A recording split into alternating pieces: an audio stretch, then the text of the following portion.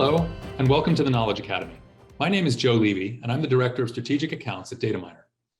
In this module, we'll be discussing the differences between a decentralized and centralized approach to security operations. These are two of the most common frameworks organizations use in setting up their operations. I've seen a lot of variation across different security operations in hundreds of different companies, large and small, based on a multitude of factors: industry, geography, risk exposure, leadership experience, etc. The few key attributes that I've seen define good are all over the place. But I would like to highlight that my key measurement is, do they actually help mitigate risk? Some commonalities in what we see as good are that they leverage real-time information to provide decision makers with a decision advantage, which comes from three areas: time, accuracy, and impact. They have over time developed SOPs to follow. They generally have executive support. And most importantly, they map to the needs of their specific organization. Like most aspects of business, there is very little copy-paste in security operations. One size certainly does not fit all. Before we dive into the differences between decentralized and centralized, we should ask, why have security operations or a security operations center to begin with? Well, the main benefit of a security operations center, or a SOC, is to help mitigate risk and provide a physical or virtual space and the tools to do so. A useful SOC is one that understands the problem a company wants to solve so that the data collection requirements and analytics are relevant and staff with the right expertise are in place. In the last 18 months, we've seen an incredible increase in cyber vulnerabilities since the start of the pandemic. A recent mid-year 2021 report from Checkpoint calls out a 29% increase in cyber attacks against organizations globally. That's a lot, and doesn't show any signs of slowing down. Since the start of the COVID-19 pandemic and the ensuing turmoil it created, at many organizations, the security function went from one that was often a check-the-box function, maybe hiding in the basement, to having C-level and board-level visibility.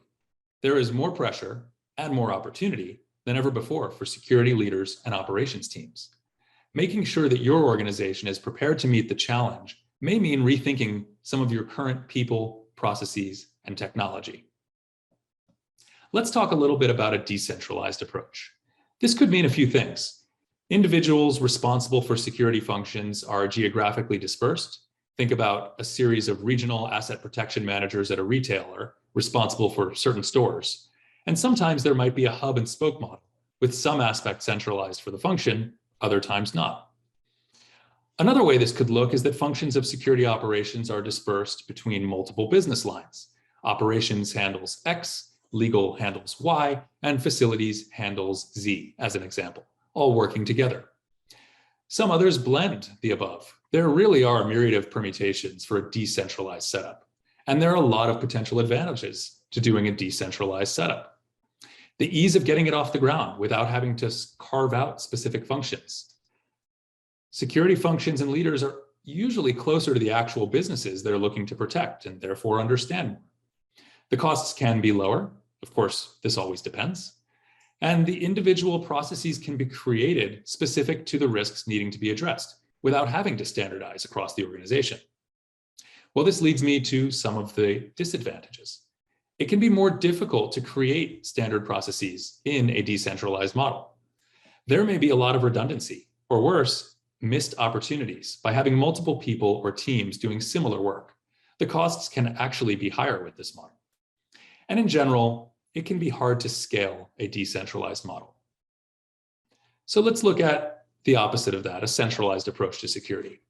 We often see that in more mature programs or in certain industries where the risk function tends to be more sophisticated as a result of heavier regulation requiring it. Financial services is the obvious example that stands out. Sometimes a security leader will join after coming from a centralized framework and implement that in his or her new organization. It can also be quite random. Across the hundreds of companies I've worked with over the years, not everything fits into a pattern. And there are a lot of advantages to a centralized approach, namely the opposite of the disadvantages I mentioned previously, operating decentralized. Standardization, redundancy, and the ability to scale are huge. Cost savings also can occur in a centralized approach as a result of this, though not always. In models where the business might have asymmetric risk certain lines of business or geographies have outsized risk related to others, a centralized organization can ebb and flow to address to those needs over time, following the risk. There's also a certain organizational efficiency that can be gained by having a streamlined command and control structure in a more centralized approach. But again, there is no right model.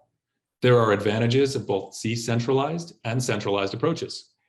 Most important is to think about your specific business.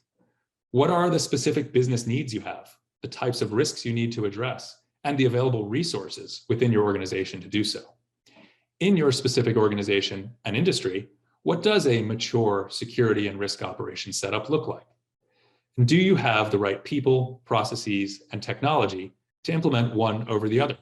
If not, should you work to move in a different direction that would help you better meet your mission? I'll leave you with these questions to ponder what works best for you and your organization. It's also important to remember that the state of your security approach at the moment is not always how it needs to be. If you see change needs to be made, I encourage you to seek out the resources that can help you to be that agent of change, to make sure your organization is doing the absolute best it can to mitigate risk. Thank you for tuning in to this episode of the Data Miner Knowledge Academy. I hope you found it useful and came away with something to think about. It's been a real pleasure to share this time with you. If you'd like to learn more about Data Miner or share any feedback with our team, please click through on the link below. Thank you and stay safe.